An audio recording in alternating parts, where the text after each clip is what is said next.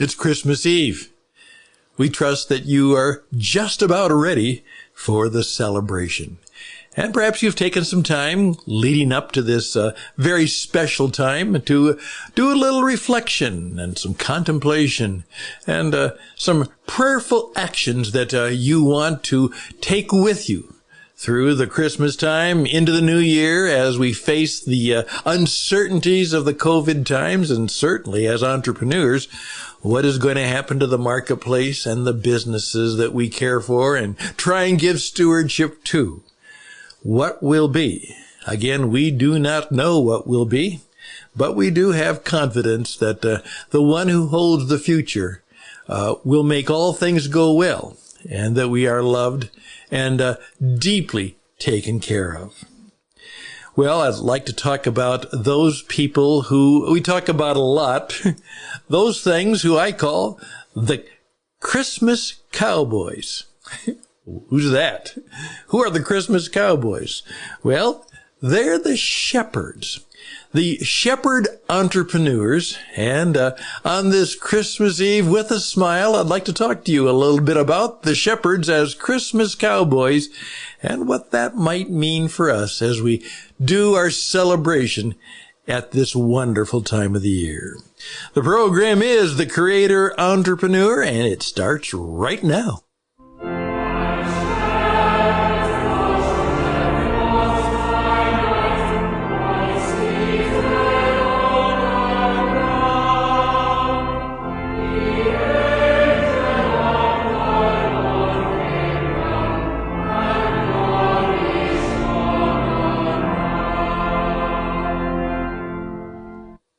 Oh my, the shepherds.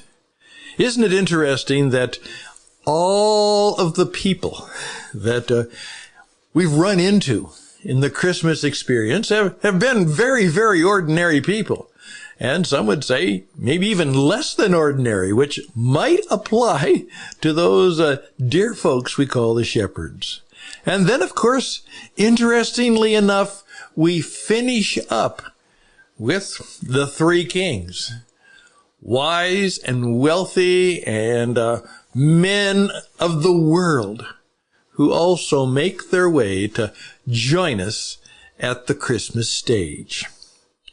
Well, let's talk about the shepherds.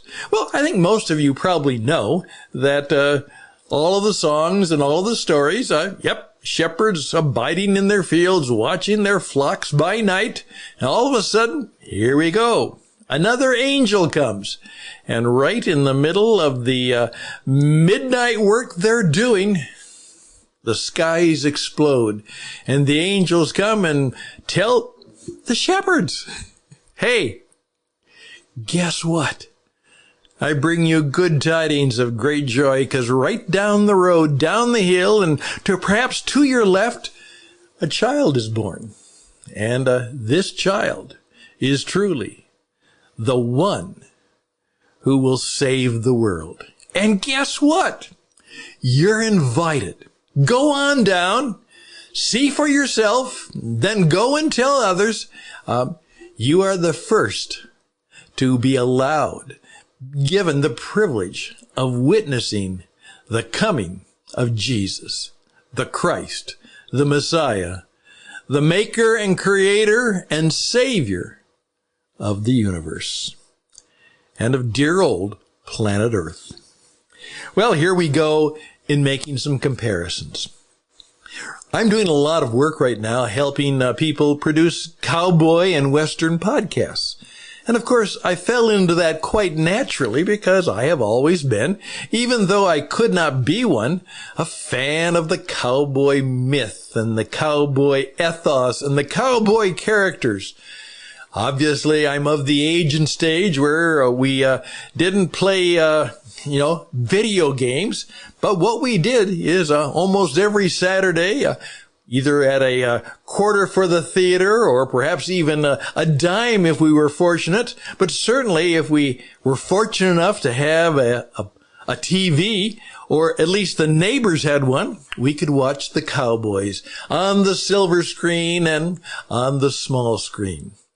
And in effect, we were really put in a place where kind of a morality play was put forward every week. And it made a difference. Yeah. There is that thing which is simply called the code of the cowboy. There are certain things, you ride for the brand, you're loyal. You tip your hat to the ladies, and you always treat the ladies as what they are. Ladies, no matter whether they're very ladylike or not. You always keep your word. You work hard. You press on as hard as it gets and as tough as it gets. And sometimes you even do things out of courage to take care of all the things, particularly the animals that are entrusted to your care. Well, I enjoy learning and working with those people who are helping to keep going forward with the stories and the legends of the cowboy. Now, of course, a lot of that was simply Hollywood fantasy, but underneath that there was an ethos of something that we might have lost and need to recover in terms of what it means to truly be a cowboy. Now the shepherds made their move. This message came to them. And there's a very good indication that perhaps this was not their usual state of affairs. Perhaps the reason they're up late at night is maybe, as some people speculate, that the birth of Jesus was in the spring of the year, and someone has to make sure that as the sheep roam around and the lambs are being born, obviously someone has to be there to help take care and protect them at that time.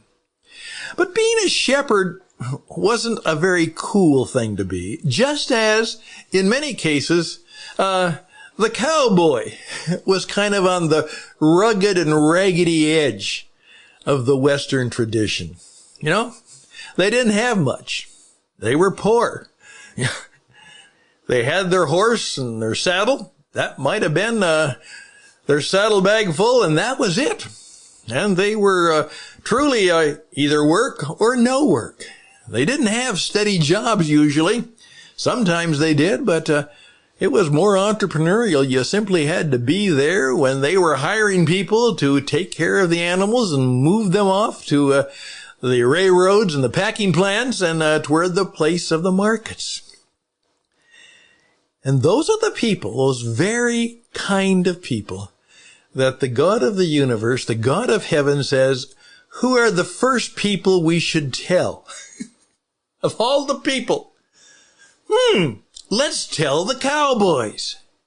And they get the word. And in simple, excited, but humble faith, they run on down.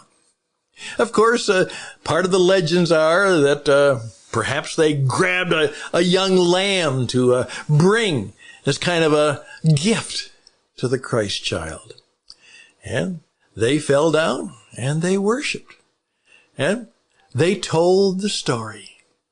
So the first people to spread the word were the Christmas cowboys. At least I like to think of it that way. They weren't the great global strategists or rulers. They weren't even the men and women of commerce. They were the people. Entrepreneur lesson number 1 for today. One of my mentors said, the first mark of an entrepreneur is they are willing to begin by doing the work that nobody else will do. That's what makes them valuable.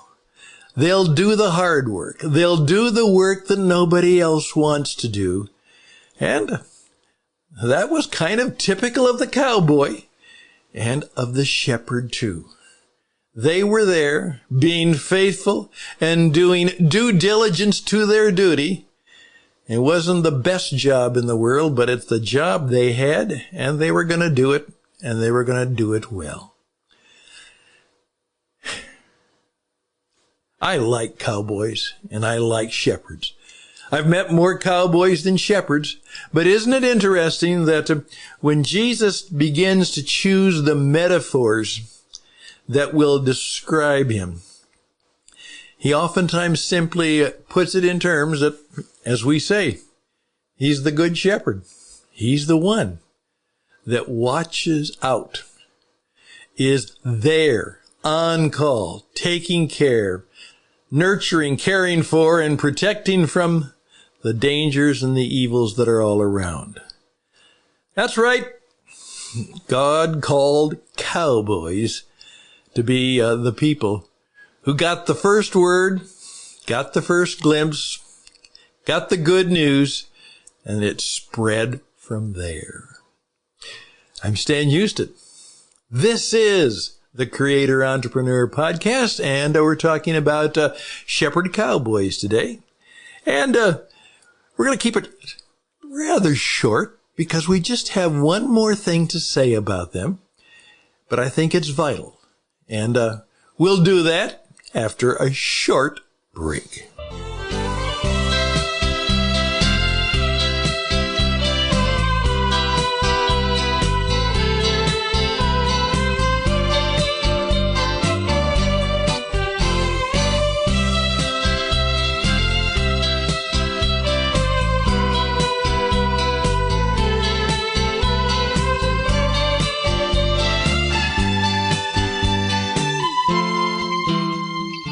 Here we go. I think God has a special place in his heart for those entrepreneurs and those people who care for his creation. Now let's face it. Most of us, we market things, we message things, we manage things, we move things around. We do a lot of those M words. But I think God would like us to think about that perhaps those people who actually care for creation, who care for the land, care for the created gifts, and care for the critters, as the cowboy would call them, care for the creatures. Not that we don't use them as part of God's gift to us for good food, but we take care of the animals. We take care of the creatures that God has made, and we begin to appreciate and give a real effort to protecting them and giving them something of value too. I think that pleases God. He's a God of incredible diversity, and not the kind we usually talk about around here, but in terms of his creation and his sheer joy in creating so many creatures, and then saying to us, hey, you're the farmer, you're the cowboy, you're the caretaker. Do it well. Do it well. It's my stuff, and I loan it and give it to you. Take care of it, and take care of it well. I think that might be a little bit of a lesson for us. So that's lesson 2. As entrepreneurs, we sometimes make a point of making sure we take care of the animals. In fact, in working with some entrepreneurs, I've discovered that many of them are also particularly dog lovers. And I've even had the opportunity sometimes to actually help businesses find a pet. That's right. An office dog who is there and part of the whole culture and fabric of the place. They've discovered that sometimes having a dog around the office and having a dog around the shop, having an animal or a pet actually improves productivity. Isn't it remarkable? You can learn more here by accident than most places by design. But with a smile and with just a deep understanding that there may be more depth to it than we could ever believe or dream. Yeah. When Jesus came, the first ones to get the word were the cowboys, the shepherds, the men and women, and maybe even boys and girls who gave part of their lives to caring for the animals, the creatures of God. Just let that sit on your head for a while as you enjoy this Christmas time. This is the Creator Entrepreneur Podcast. I'm Stan Houston. Just give me an opportunity to sign off and we'll be back.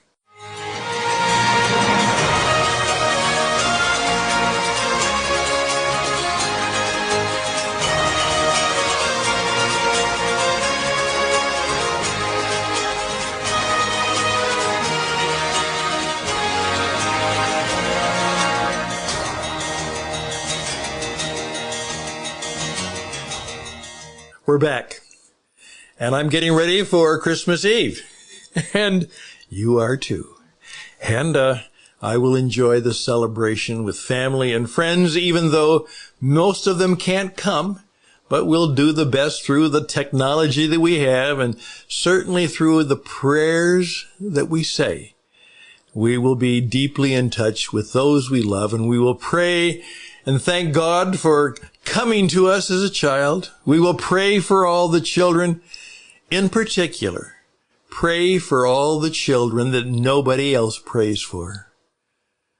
I think of my dear children, but boy, there were grandparents and there are parents and family and friends who pray for them. Yet there are thousands and millions, maybe hundreds of millions of children who nobody ever prays for them. Why don't you, at this Christmas time, as we celebrate Jesus, the very Son of God, coming as a child, we thank God for the new child, and we pray for the children all around the world. Thank you for doing that. We'll see you for a little visit tomorrow on Christmas, and then we'll carry on to see how God will empower us, lead us, and guide us in the new year to come. Bye for now.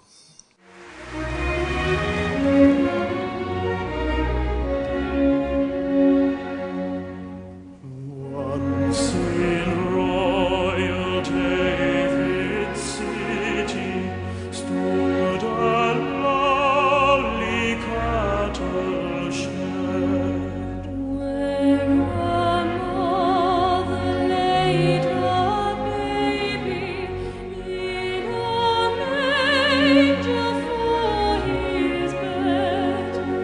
Mary was that mother mild, Jesus Christ, her little child. For he is our child.